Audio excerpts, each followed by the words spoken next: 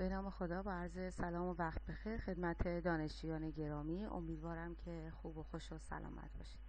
جلسه سوم از شیمی عمومی 1 رو در خدمتتون هستیم. جلسه قبل 2 تا تمرین داده بودیم. یکی از تمریناش حالا تمرین محاسبات بود که الان با هم دیگه حل میکنیم. محاسبات زیر رو انجام داده و پاسخهای خود را با تعداد صحیح از ارقام با معنی بیان کنیم.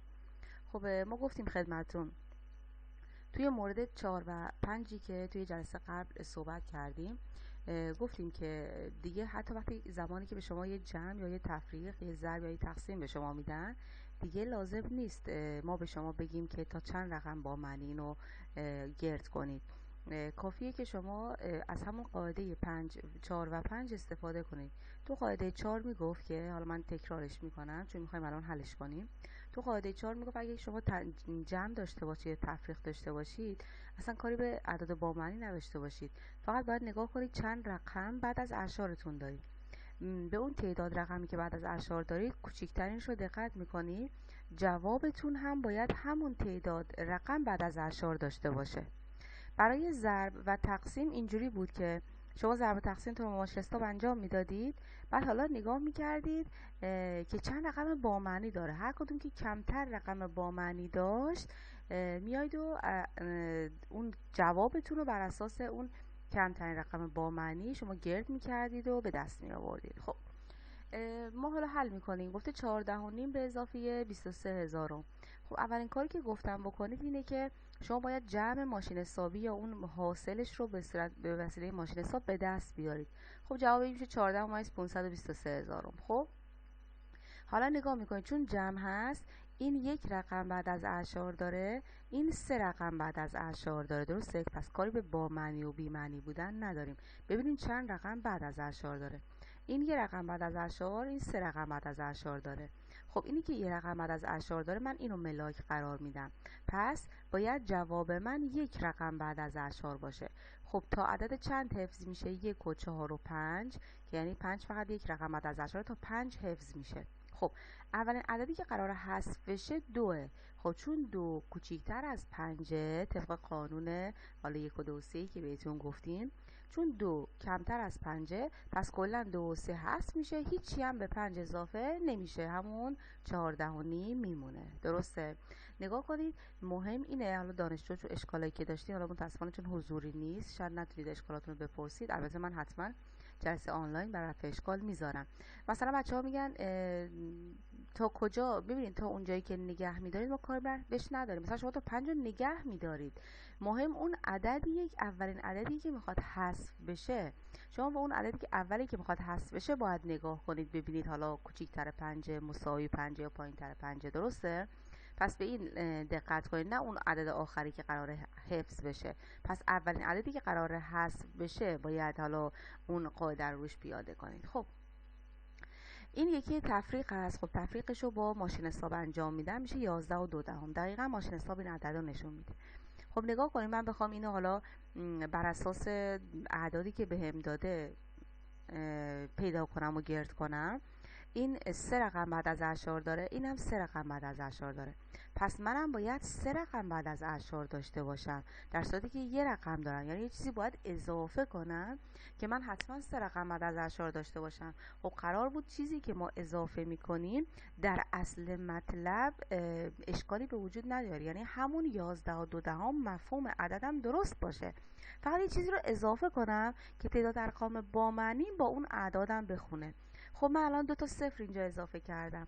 وقتی 2 تا صفر اضافه کردم دقیقاً 3 تا رقم بعد از اعشار به دست اومد، مفهومم هم تغییری نکرد. شما چند تا صفر هم اینجا اضافه کنید چون اعشار دارید، تأثیری روی جوابتون نداره.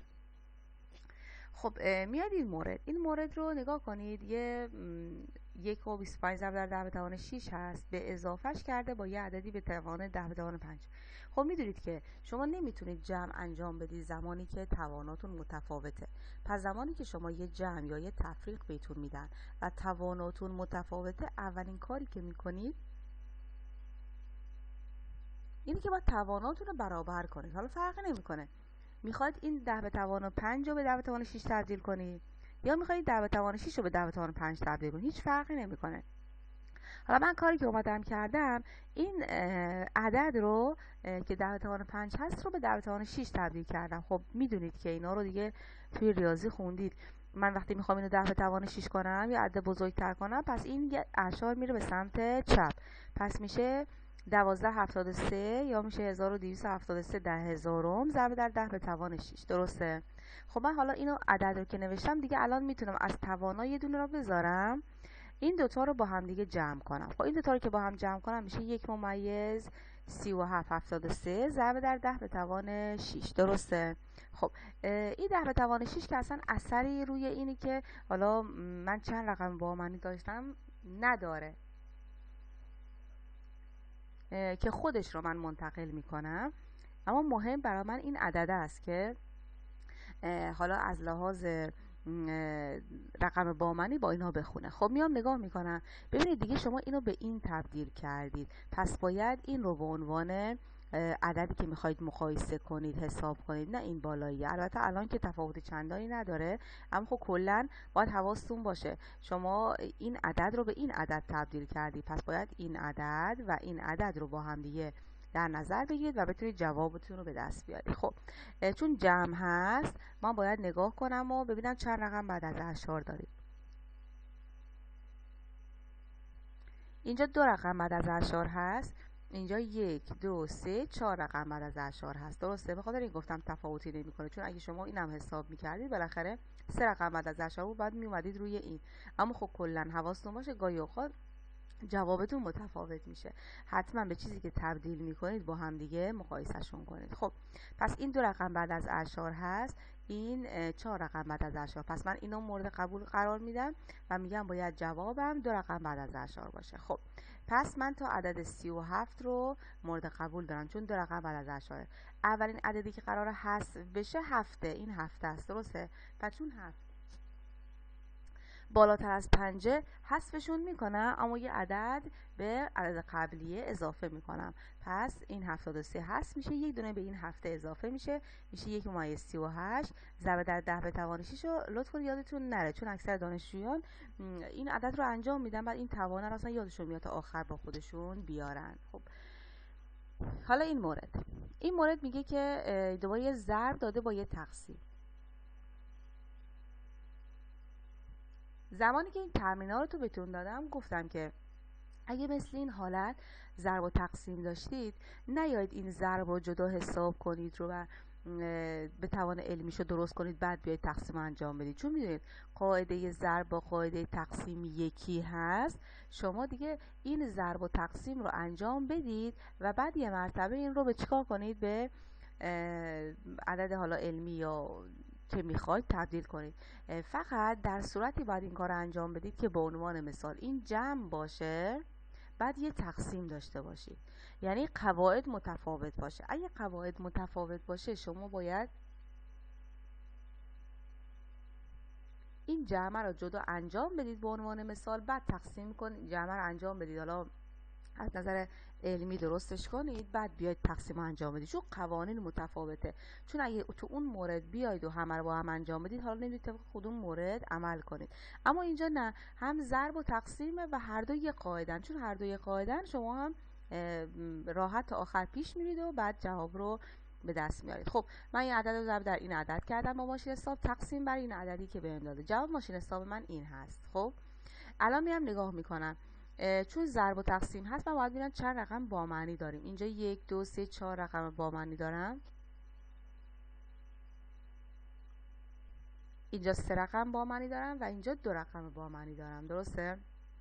پس باید در کل 2 رقم با معنی داشته باشم. خب اینجا رو خوب دقت کنید، 2 رقم با معنی یعنی تا 0 حفظ میشه. خب من میخوام 7 تا حذف کنم. درسته؟ خب میدونم اگه 7 حذف چون بالاتر از 5 یه دونه به این 0 اضافه میشه 11. خب آیا من میتونم همه اینا رو حذف کنم جاش بذارم 11؟ آخه این 10,748 بعد میشه 11. خب درست در نمیاد، مفهوم عدد اینجا تغییر میکنه. پس باید چیکار کنم؟ نگاه کنید این مواردی که ما داشتیم حذف می‌کردیم همه بعد از اعشار بودن، حتی کمتر از یک بودن، پس زیاد تأثیری توی عددتون نداشتن. مثلا این چی بود؟ 1 مثلا 37 صدم بود، شد 1 38 صدم، درسته؟ اما این جزء اعداد اصلیه که من میخوام حذفش کنم. پس وقتی حذفشون میکنم باید جاش توان بذارم. اینو خیلی خوب دقت کنید. نگاه کنید شما دارید عدد رو مثلا الان کاری به جواب آخر نداشته باشید، شما دارید این عدد رو هفت تا حذف میکنید، یه دونه به این اضافه میکنید میشه 11. 11 اصلا قابل مقایسه با 10,000 خورده ای نیست. پس شما باید بکنیدش 11,000 به عنوان مثال، درسته؟ خب چیکار کنم؟ من که 2 رقم با معنی بیشتر نمیخوام، پس باید چیکار کنم؟ باید بیاید این کار انجام بدید. بنویسید 11 ضرب در 10 به توان 3. یعنی اینکه این 3 تا رقم اصلیه که جدا شده رو شما به صورت توان علمی بنویسید. پس بنویسید 11 ضرب در 10 به توان 3. خب اگه اینو بنویسید خودش دقیقاً 2 رقم با معنی داریم. حالا یه عدد دیگه هم میتونید بنویسید. بنویسید 1 ضرب در 10 به توان 4. خب اینم فرقی نمیکنه، اینم باز میشه 2 رقم با معنی. خب فقط به این مورد دقت کنید. اکثر دانشجویان تو این قسمت اشتباه میکنن. ببینید حتما باید عدد شما مفهومش حفظ بشه، درسته؟ پس اونایی که بعد از اعشار دارید حذف میکنید اصلا نگران این موردش نباشید، چون زیر یک هستن اصلا حذفشون مشکل ایجاد نمیکنه. اما اگه اعدادتون جز اعداد اصلی بود، یعنی قبل از اعشار بود، برای حذفش باید دقت کنید. هر تعدادی که دارید حذف میکنید باید جاش توان علمی بذارید. پس این عدد هم جوابش میشه 11 ضرب در 10 به توان 3، هم جوابش میشه 1.1 ضرب در 10 به توان 4. هر جوری که راحتید میتونید انجام بدید. خب یه ضرب داریم اینجا. این ضربه رو من با ماشین حساب انجام دادم، این جوابش شد. خب بریم چون ضربه باید ببینم چند رقم با معنی داره هر کدوم. 1 2 3 4 رقم با معنی، 1 2 3 3 رقم با معنی. پس من باید تا 3 رقم با معنی حفظ کنم، درسته؟ 1 و 2 و 3 تا شماره 4 باید حفظ کنم. ببین این 2 میخواد حذف بشه. وقتی که حذف میشه اولا زیر 5، خب چیزی به این اضافه نمیشه، خب این از این لحاظ. اما باز قبل از اعشاره باید حتما یه توان علمی بهش بدم. پس میتونم بنویسم 194 ضرب در 10 به توان 1. چرا 1؟ چون فقط یه عدد داره از اعداد اصلیم کم میشه، من میخوام توان علمیشو بنویسم. یا اینا می 194 ضرب در 10 به توان 1، یا می 1 + 94 ضرب در 10 به توان 3. هیچ فرقی نمیکنه، هر کدوم که شما راحت باشید هر دو تا جواب درسته، چون هر دوش 3 تا رقم با معنی براش مونده و از نظر مفهومی هم درست است، دقیقاً برابر با این عددی میمونه که ما در آوردیم توی ماشین حساب. خب مورد آخر هم این مورد هست که دوباره یه ضربه. خب اینجا دقت کنید، ضرب رو که انجام داده توی ضرب خوندید دیگه، مهم نیست که توانا متفاوت باشن، اصلا مثل جمع نیست که من باید حتما توانا رو تغییر بدم. توی ضرب هر توانی داشته باشم من توانا رو جمع جبری میکنم و مینویسم. خب پس شما کاری که میکنید این دو عدد رو در هم ضرب میکنید، با ماشین حساب دقیقاً این عدد در میاد. 10 به توان 8 هم ضرب در 10 به توان منفی 21 با هم جمع جبری میکنم، 8 منهای 21 میشه منفی 13. خب بازم تاکید میکنم این توانا رو یادتون نره تا آخر بیارید، این نمرتون کم میشه. خب حالا برم نگاه کنم، ضرب بود دیگه، ببینم چند رقم با معنی. 1 2 تا 3 تا 4 رقم با معنی میشه 1 2 3 4 5 رقم با معنی. پس من تا 4 رقم با معنی میتونم حفظ کنم. 1 2 تا 3 تا 4 تا. پس من تا 3 رو میتونم حفظ کنم، درسته؟ خب عدد بعدی که میخواد حذف بشه 4. 4 کمتر از 5، پس چیزی به این اضافه نمیشه. خب وقتی هم میخوام حذف کنم دیگه نگران این نیستم که از نظر مفهوم تغییر کنه. چرا؟ چون عددهایی که دارم حذف میکنم بعد از اعشارن و تأثیری روی مفهوم جمله من ندارن. پس راحت اینو حذف میکنم، میشه 7 = 713 ضرب در 10 به توان منفی 13. خب این تمرینا بود. من سعی کردم از این تمرینا انواع مختلفش رو بیارم. مثلا این که حالا شما کم میارید باید 0 اضافه کنید، این که شما باید توانا رو یکی کنید، این که تو ضرب مهم نیست توانا یکی باشه، این که تو این قسمت حتما باید توان بذارید. انواع مختلفش رو من آوردم که مورد جدیدی براتون نباشه. اما خب همونطور که گفتم تمرینای آخر فصل یکتون خیلی خیلی زیاد از این تمرینا داره و راحت میتونید حل کنید که حالا دستتون پر بشه انشالله برای امتحان دیگه تو این قسمت مشکلی نداشته باشید. یه تمرین دیگه ای که داده بودم براتون این بود که چند گرم روی باید همراه با 2.35 کیلوگرم مس مصرف شود تا نوع آلیاژ برنج شامل 35% ZN و 65% CU ساخته شود. خب درصد بهتون داده، شما باید اولین کاری که میکنید اونو به صورت یه حالا عبارت بنویسید، چون عبارت بنویسید خب خیلی راحت تری تا بخواید 3 تا مثلا حالا تساوی بنویسید. خب میگید چون آلیاژ هست پس من میگم اینا رو به گرم تبدیل میکنم، میگم در 100 گرم آلیاژ 35 گرم ZN و 65 گرم CU وجود دارد. خب این عبارت رو نوشتم. حالا میام نگاه کنید چند گرم روی، اما اینجا کیلوگرم داده. گفتم زمانی که به شما هر دو رو یکی بده، مثلا هر دو کیلوگرم باشه یا هر دو گرم باشه، شما نیازی به تبدیل واحد ندارید. اما نگاه کنید اینجا یکیش گرم داده یکی کیلوگرم داده، پس حتما باید یه تبدیل واحد یا اول یا آخرش انجام بدید. بازم فرقی نمیکنه اول یا آخر، مهم اینه که یه تبدیل واحد انجام بشه. خب چی رو ازم خواسته؟ گرم ZN رو خواسته. چی رو بهم داده؟ 2.35 کیلوگرم CU رو بهم داده. خب من همین الان چون در آخر گرم میخوام، همین الان اینو به گرم تبدیل میکنم. میگم 1 کیلوگرم برابر 1000 گرم CU هست، درسته؟ خب الان میبینید رابطه بین CU و ZN رو من میخوام، اصلا به آلیاژ کاری ندارم. خب اگه این رابطه رو میخوام، میدونم 35 گرم ZN معادل 65 گرم CU هست. پس من کدوم رو پایین بنویسم؟ CU. چرا؟ چون میخوام با این CU که بالا هست حذف بشه. پس 65 گرم CU رو پایین می نویسم، 35 گرم ZN رو بالا می نویسم. خب مسئله من حل شد. حالا صورت ها رو در هم ضرب می کنم، تقسیم بر مخرج می کنم. این کیلوگرم با این میره، این گرم با این میره. چیزی که برای من میمونه گرم ZN هست که همینجا لازم داشتم. اولش نوشتم من گرم ZN میخوام. خب اینم از این تمرین قبلی که براتون حل کردم. خب یه مبحث کوچیک میمونه تو این فصل، انشالله این رو دیگه درس بدیم. فصل اولمون تموم میشه، گفتم فصلامون خیلی کوتاهن، به خاطر همین نذارید اون سوالای آخر فصلتون براتون انبار بشه. حتما سریع حلشون کنید که با خودم پیش بیاید که اگه اشکالی داشتید و اون جلسات رفع اشکالی که میذارم دیگه، حالا اگه اشکالی توی سوالات داشتید حتما بگید که ما انشالله تو اون جلسات رفع اشکال حلش بکنیم. خب موردی که میمونه نسبت هست. ما یه سوالاتی هم در مورد نسبت حل کنیم. اینو خوب دقت کنید که اشتباه نکنید برای حل کردن استیکیومتریش. گاهی اوقات به صورت یک نسبت اون حالتمون داده میشه، یا پاسخ یک مسئله به صورت یک نسبت است. برای مثال سرعت 50 کیلومتر در ساعت، ما می نویسیم چی؟ 50 کیلومتر بر ساعت، درسته؟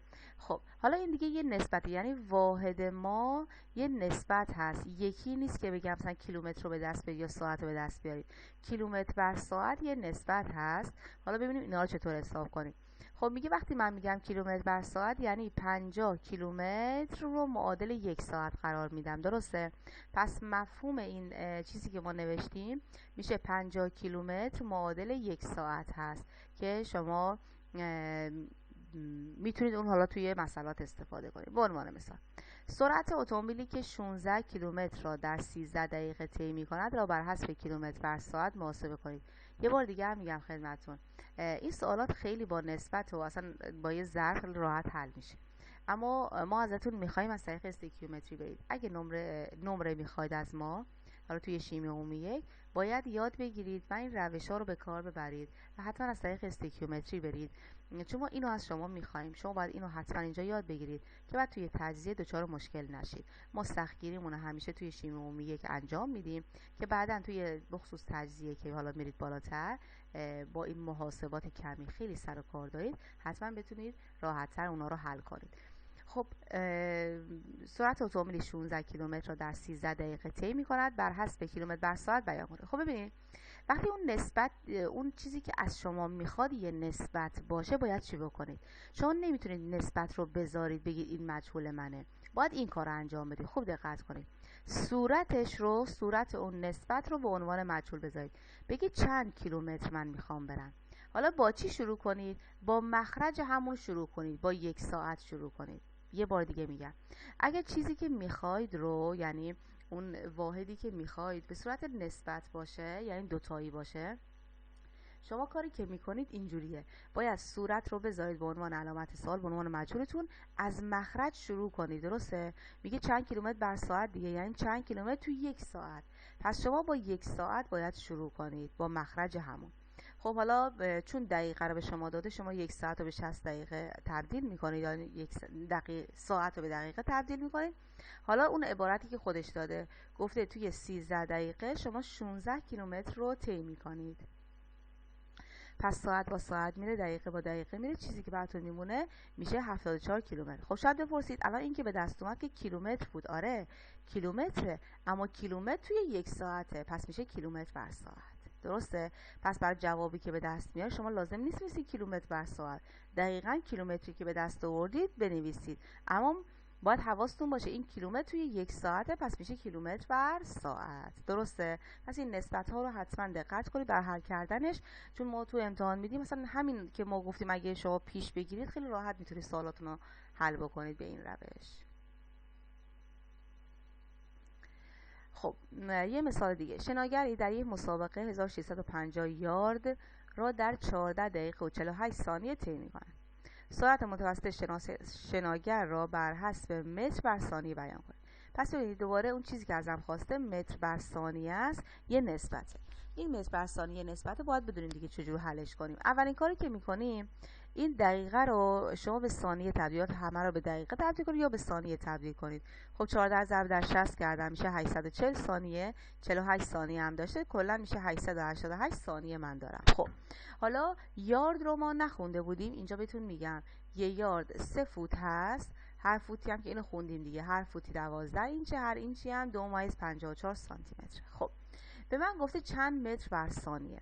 گفتم زمانی که متر بر ثانیه میگه صورتش رو شما باید چیکار بکنید؟ به عنوان مجهول بذارید. از چی شروع کنید؟ از مخرج 1 ثانیه. درسته؟ پس از متر رو میگید من نمیدونم، یعنی به صورت مجهول میذارید. از مخرج که 1 ثانیه است شروع میکنید. 1 ثانیه میشه، خب شما خودتون ثانیه رو دارید، 888 ثانیه چقدر؟ 1650 یارد رو طی میکنه. یارد رو با وایدی نشون میدن. خب طی میکنه. خب یارد رو به فوت تبدیل میکنید. یه یارد 3 فوت هست، هر فوتی 12 اینچه، هر اینچی هم 2.54 سانتی متر، اما من متری میخوام، هر 100 سانتی متری هم 1 متره. درسته؟ پس همه اینا رو انجام میدید تا به اون متری که میخواید میرسه. خب جوابتون میشه 1.7 متر، اما چون توی 1 ثانیه بوده پس میشه 1.7 متر بر ثانیه. پس حواستون باشه نسبت ها رو زمانی که از اون مجهولی که ازتون میخواد واحدش نسبت هست رو به این صورت انشالله حل کنید. خب مورد دیگه ای که میخوام براتون بگم چگالی هست. چگالی هم همون یه نوع نسبته، اما خب چون یک فرمول خاصی داره رو ما گذاشتیم بعد از نسبت براتون بگیم. خب چگالی چیه؟ نسبت جرم به حجم رو ما بهش میگیم چگالی. خب ما دو تا واحد معروف برای چگالی داریم، یا گرم بر روی سانتی متر مکعب هست یا کیلوگرم بر روی متر مکعب هست که فرقی هم نمیکنه، هر دوتا مورد استفاده قرار میگیره. خب یه مثال حل کنیم. جرم زمین این مقداره 9 ضرب در 10 به توان 25 کیلوگرم. حجم زمین هم 3 ضرب در 10 به توان 21 متر مکعب. چگالی زمین را بر حسب گرم بر سانتی متر مکعب محاسبه کنید. خب ببینید پس چیزی که دوباره به از من خواسته یک نسبت هست، گرم بر سانتی متر مکعب. خب باید چیکار کنم؟ صورتش رو به عنوان مجهول بذارم، مخرجش رو تازه باید باش شروع کنم. پس بگم چند گرم، از 1 سانتی متر مکعب شروع کنم. درسته؟ خب از این شروع میکنم و برسم من گرم رو به دست بیارم. خب این سانتی متر مکعب رو من باید به متر مکعب تبدیل کنم. دلیلش هم اینه که این حجمی که به من داده بر اساس متر مکعبه. خب یک راه ساده برای تبدیل سانتی متر مکعب به متر مکعب اینه. شما فرض کنید میخواید سانتی متر رو به متر تبدیل کنید، میگید 100 سانتی متر 1 متره، اما چون این مکعبه الان هر دو رو به توان 3 میذارید. درسته؟ 100 یعنی میشه به توان 3 که میشه 100 سانتی متر مکعب 1 متر مکعب. درسته؟ حالا میتونید حالا عددش رو فوری بنویسید، اما خب به نظر من برای اینکه براتون ساده تر بشه باید این کار رو انجام بدید. شما فکر کنید که میخواید سانتی متر رو به متر تبدیل کنید، خب برای تبدیل سانتی متر به متر میگید 100 سانتی متر 1 متره، اما الان که مکعب خواسته همه رو دوتا رو به توان 3 میرسونید. 1 به توان 3 که همون 1 میشه 1 متر مکعب. 100 سانتی متر به توان 3 هم میشه، اینجا میشه سانتی متر مکعب، هم 100 هم به توان 3 میشه، یعنی میشه 10 به توان 6. درسته؟ خب حالا بیایم و بقیه‌اش رو انجام بدیم. حالا به متر مکعب رسیدیم. حالا میتونم اینو به کار ببرم، بگم زمانی که حجم من 3 ضرب در 10 به توان 3 متر مکعبه، جرم زمینم 9 ضرب در 10 به توان 25 کیلوگرم، دقیقاً چیزی که خودش بهم داده. پس متر مکعب رو پایین گذاشتم که با این متر مکعبه بره، کیلوگرمش هم که خودش گفته بالا گذاشتم. خب من میخوام به گرم برسم، پس باید کیلوگرم رو به گرم تبدیل کنم.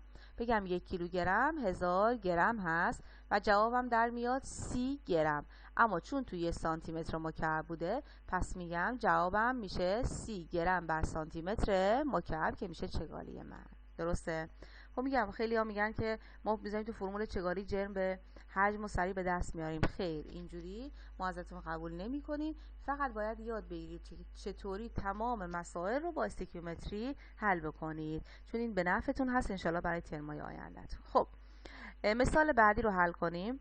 گفته چگالی متوسط ما این مقدار هست. حالا چگالی رو خودش بهمون داده، گرم بر سانتی متر مکعب، و جرم ماه رو هم داده بر حسب گرم. حالا میگه حجم ماه چقدر است. خب چیزی که ازمون خواسته سانتی متر مکعب، دیگه نسبت نیست. درسته؟ خب ما هم حالت عادی رفتار میکنیم، میگیم سانتی متر مکعب چقدره. فقط دقت کنیم، ما دو تا داده داریم، 1 گرم داریم، 1 گرم بر سانتی متر مکعب داریم. این قاعده‌شو رو بهتون میگم. زمانی که داده هاتون به صورت حالا نسبتی هست، اون واحدش داده هاتون ها، نه مجهولتون، هیچ وقت اول استیکیومتری نمیاد. پس هیچ وقت شما دو تا داده دارید، 1 گرم دارید، 1 گرم بر سانتی متر مکعب، هیچ وقت اینی که واحدش نسبتی هست اول نمیاد.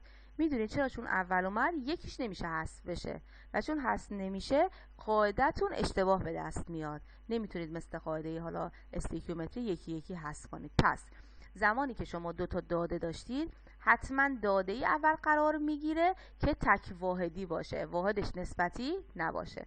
پس شما برای اینکه اون کدوم اول قرار بدید، حتما باید گرم قرار بدید. خب الان که گرم رو قرار دادید، نگاه به اینجا کنید. شما یه تساوی دارید، میگه 3/341,000 گرم معادل 1 سانتی متر مکعبه. خب شما میتونید از این تساوی استفاده کنید و ضریب تبدیل به دست بیارید. خب ضریب تبدیل، چون من اینجا گرم آوردم، پس گرمه میاد تو مخرج، این میره بالا. درسته؟ یه نسبت دارید دیگه، یعنی 3/341 گرم معادل 1 سانتی متر مکعبه. باید اینو جوری به ضریب تبدیل کنید که بتونه اون گرم اولیه رو حذف کنه. پس میگیم 3/341 گرم رو توی مخرج میذاریم، 1 سانتی متر مکعب رو بالا میذاریم و گرم با گرم میره. حالا این تقسیم رو انجام میدید و جوابش میشه سانتی متر مکعبی که ما خواستیم. پس حواستون باشه اگه مجهولتون به صورت واحدش دوتایی بود، مثل این حالت گرم بر سانتی متر مکعب، باید گرم رو به عنوان مجهول بذارید، از مخرج شروع کنید. و در این موردی که شما هیچی توی مجهول مشکل ندارید، مجهولتون تک واحدی است، اما توی داده هاتون دو مورد دارید، یه تک واحدی حالا نسبتی، حتما باید تک واحدیه با اون شروع کنید و مسئله رو حل کنید که با مشکل انشالله مواجه نشید. خب یه تمرین هم دادم براتون. چگالی هوای خوش در شرایط معین، حالا این مقدار گرم بر لیتر هست. ببینید چگالی معمولا گرم بر سانتی متر مکعب بیان میکنن که یا همون کیلوگرم بر متر مکعب، اونا SI هستن، یعنی بین‌المللی هستن. اما این موارد هم هست گرم بر لیتر هم بیان میکنن، اما واحد حالا بین‌المللی نیست، واحد عامیانه‌ایه که استفاده میکنن. خب شما باید حتما تبدیلاتون رو انجام بدید. خب جرم هوای موجود در یک اتاق به عرض حالا این مقدار طول و ارتفاع هم داده چقدر است. پس جرم رو از شما میخواد. دوتا حالا این داده ها رو هم بهتون داده، انشالله که حل کنید و حالا من انشالله جلسه بعد حتما این رو هم حل میکنم که شما با اون حل خودتون انشالله مقایسه کنید و اگه مشکلی داشتید انشالله حل بشه. خب فصل اولتون تموم شد. باز تاکید میکنم حتما سوالای پایان ترم فصل اول رو حل کنید. فصلای اول یعنی 1 2 3 اینا خیلی کوتاه هستن و خیلی سریع ما میتونیم انشالله جمعش کنیم. از جلسه آینده میریم سراغ فصل 2 و براتون توضیح میدیم کامل انشالله. تا جلسه آینده، خدا نگهدارتون.